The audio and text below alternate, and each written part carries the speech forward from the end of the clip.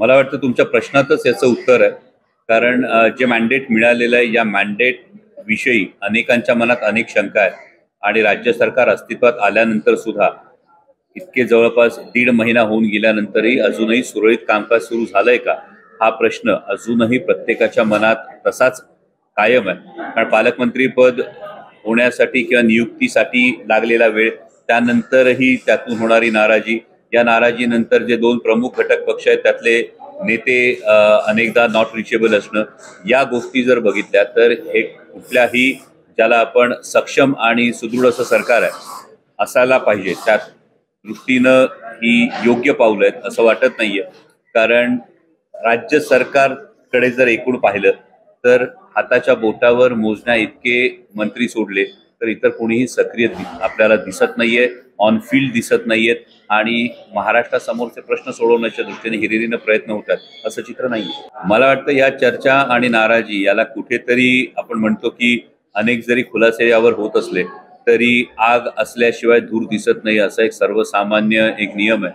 त्यामुळं कुठं खरंच काही धुकतंय का हे बघणं गरजेचं. तर नक्कीच पॉलिसी लेव्हलवर हा निर्णय घेत असताना यामध्ये कुठेतरी राजकीय हेतून प्रेरित निर्णय होऊ नये ही मात्र नक्कीच अपेक्षा आहे. परंतु देशाच्या सुरक्षेच्या बाबतीमध्ये कोणतीही तडजोड ही केली जाऊ नये ही प्रत्येक नागरिकाची भावना आहे. तर यामध्ये आता सगळ्या कार्यकारिणीची आढावा घेण्याची प्रक्रिया सुरू आहे. माननीय प्रदेशाध्यक्ष जयंत पाटील साहेब यांच्या नेतृत्वाखाली पक्षानं जी कामगिरी केलेली आहे, विशेषतः 2 जुलैला पक्षफुटीनंतरची परिस्थिती ती आपल्या सगळ्यांना ठाऊक आहे आणि त्यानंतर लोकसभेमधलं जे दैदिप्यमान यश आहे हे करत असताना प्रदेशाध्यक्ष जयंत पाटील साहेब यांचं नेतृत्व हे यामध्ये एक महत्वाची गोष्ट होती आणि त्यांच्या मार्गदर्शनाखाली पुढे जात असताना प्रत्येक कार्यकारिणीचा आढावा घेऊन जिथे आवश्यकता आहे तिथे हे फेरबदल हे नक्कीच केले जातील असे संकेत स्वतः आदरणीय शरदचंद्रजी पवार साहेबांनी पक्षाच्या बैठकीमध्ये दिले होते. त्यामुळे ते फेरबदल हे नक्की अपेक्षित आहे.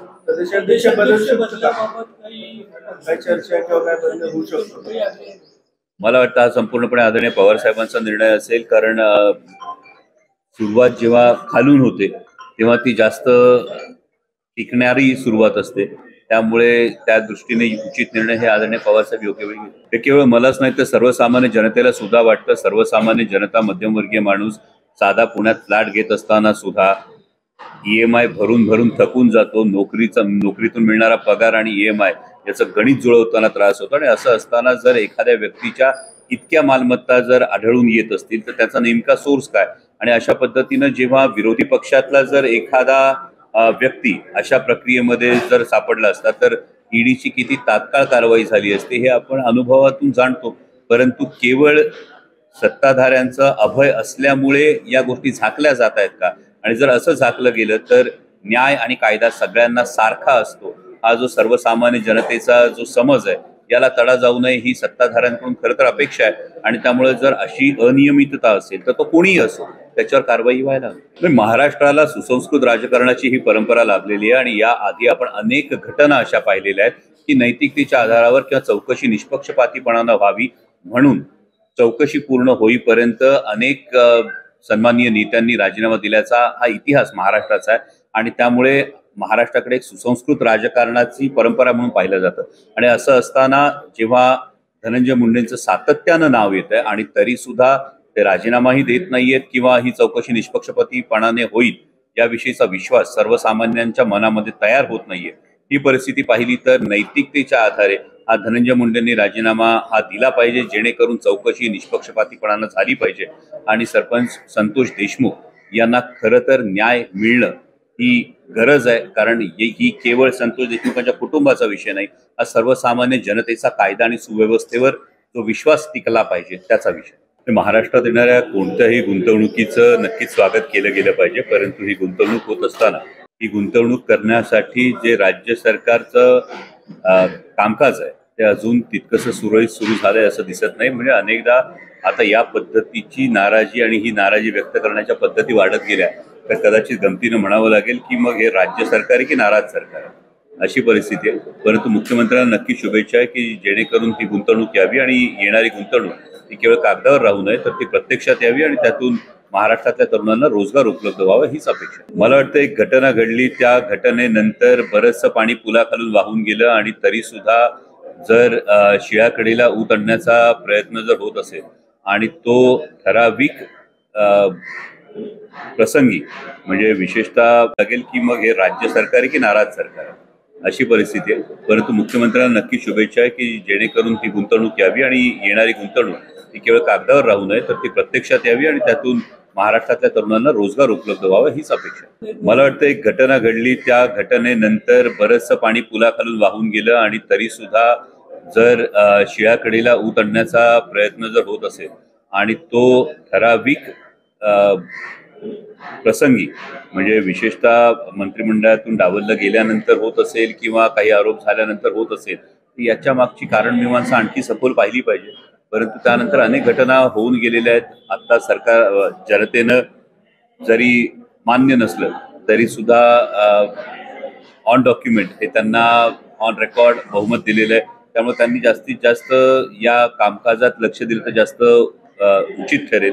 महाराष्ट्राच्या हितासाठी, महाराष्ट्राच्या विकासासाठी ती गोष्ट महत्वाची ठरेल. उगाच जुन्या गोष्टी पुन्हा पुन्हा उकळून त्यातून नेमकं काय निष्पन्न होणार हे समजण्यापलीकडे. मला वाटतं जर मान्य भुजबळ साहेबांनी स्टेटमेंट केलं असेल तर ते त्याच्याविषयी उकल किंवा खुलासा करू शकतो. ही अपेक्षा प्रत्येकच भागाची अपेक्षा आहे, कारण पालकमंत्री पद नेमकं कशासाठी हाच एक महत्वाचा मुद्दा आता तयार झाला. कारण पालकमंत्री पदाची एवढी चर्चा आणि त्यामध्ये एवढं स्वारस्य का हा सर्वसामान्य जनतेला पडलेला प्रश्न आहे. आणि जसं मी म्हणालो त्या पद्धतीने इतक्या प्रत्येक गोष्टीवर जर घटक पक्ष नाराज होत असतील तर हे राज्य सरकार आहे की नाराज सरकार हा प्रश्न सर्वसामान्य जनतेला पडेल. त्यामुळे मला वाटतं की याची एवढी चर्चा आणि याच्यावरून एवढी नाराजी ही नेमकी का होते हे सुद्धा पालकमंत्री पदासाठी नाराज असणाऱ्या लोकांनी जनतेला सांगितलं पाहिजे.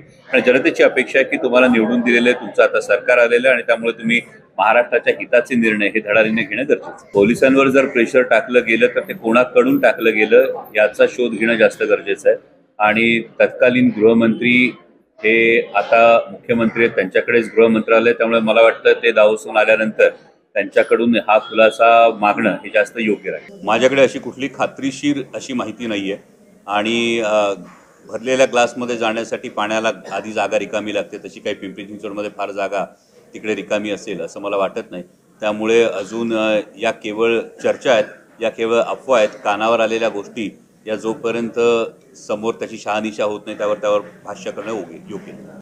विरोधी पक्षाच्या बाबतीत जर म्हणत असाल तर राष्ट्रवादी काँग्रेस पक्षाकडून ही सातत्यानं मागणी केली जाते. सर्वपक्षीय मोर्चे निघतात, सर्वपक्षीय आंदोलनं ही निघतात आणि यानंतर खरं तर नैतिकतेसाठी दबाव टाकावा लागेल तर त्याला नैतिकता म्हणत नाहीत.